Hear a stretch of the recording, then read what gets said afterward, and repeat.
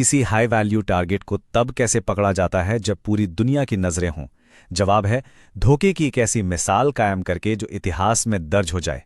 आज हम इसी की परतें खोलेंगे। जरा सोचिए, जब तक कराकस के लोगों को कुछ समझ आता तब तक हेलीकॉप्टर आसमान में थे और वेनेजुएला के राष्ट्रपति गायब। सब कुछ इतनी तेजी से हुआ। और यही वो सवाल है जो हमें इस ऑपरेशन की गहराई में ले जाता है।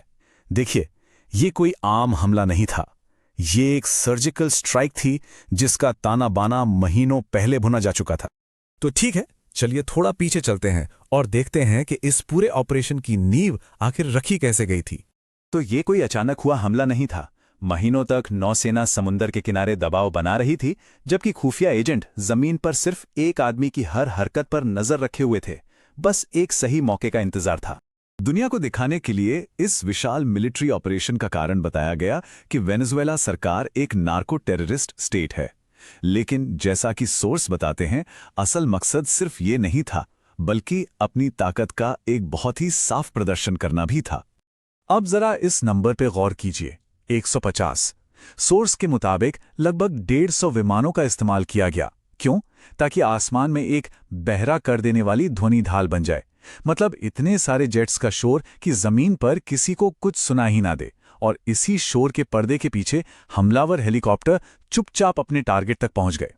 तो तैयारी हो चुकी थी। अब आते हैं असल हमले पर और देखते हैं कि कैसे ये एक बहुत ही जटिल, कई परतों वाला रेड बन गया। प्लान एकदम शीशे की तरह साफ था। सबसे पहले F-35 stealth jets air defence को बेकार करेंगे। फिर हेलीकॉप्टर उस खाली रास्ते से अंदर घुसेंगे। इसी बीच ध्यान भटकाने के लिए दूसरे हमले किए जाएंगे ताकि पूरी तरह अफरा तफरी मच जाए।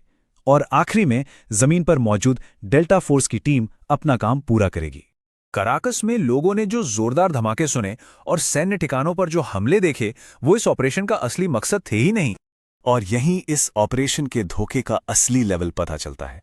बड़े बड़े मिलिट्री बेस पर हमले करना तो महज एक चाल थी, एक ऐसा ड्रामा जिससे वेनेजुएला की पूरी सेना का ध्यान असली टारगेट से हट जाए, जो शहर के बीचे बीच एक मामूली से घर में छुपा था। इस मिशन को अंजाम देने का काम सौंपा गया था डेल्टा फोर्स को। ये वो लोग हैं जिन्हें सबसे मुश्किल हालात के लिए ही ट्रेन किया जाता है।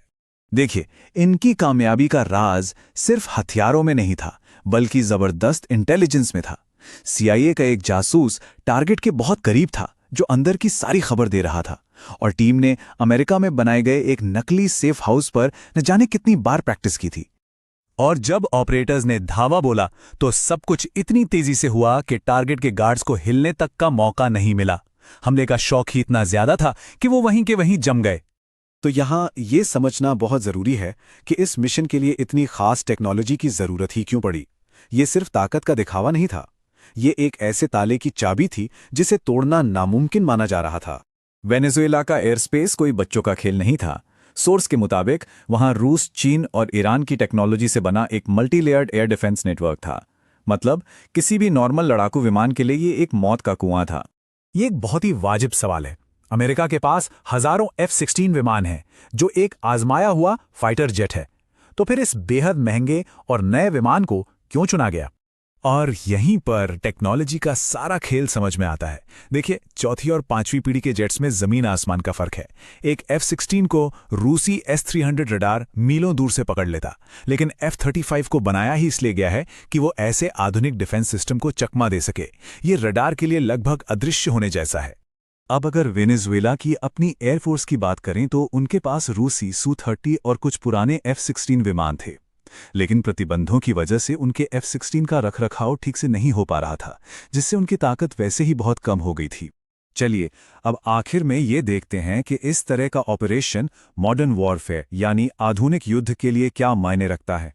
ये सिर्फ एक मिशन की कहानी नहीं है, बल्कि भविष्य के युद्धों की एक झलक है। सोर्स के मुताबिक समंदर में एक तरह से एक तैरता हुआ कमांड और कंट्रोल सेंटर बना दिया गया था। ये सिर्फ जहाज़ों का बेड़ा नहीं था, ये एक तैरता हुआ किला था जो ये दिखा रहा था कि हमला कहीं से भी किसी भी वक्त हो सकता है। और लॉजिस्टिक्स तो देखिए, वो भी हैरान करने वाले थे। प्यूर्टो रिको से F-35 सिर्फ 1.5 घंटे में वेनेजुएला पहुंच सकते थे, और अगर तुरंत हमला करना होता तो समंदर में मौजूद जहाज़ों से F-35B विमान सिर्फ 15 मिनट में टारगेट के ऊपर होते। तो सोर्स का ये जो निष्कर्ष है वो इस पूरे ऑपरेशन का सार है। मतलब ये ऑपरेशन सिर्फ एक आदमी को पकड़ने के लिए नहीं था, ये एक संदेश था कि आधुनिक टेक्नोलॉजी और रणनीति के सामने पारंपरिक मिलिट्री डिफेंस अब काफी नहीं है। ये इस इलाके में पावर बैलेंस को फिर से लिखने की एक कोशिश थी। और ये हमें एक बहुत बड़े सवाल पर लाकर छोड़ देता है।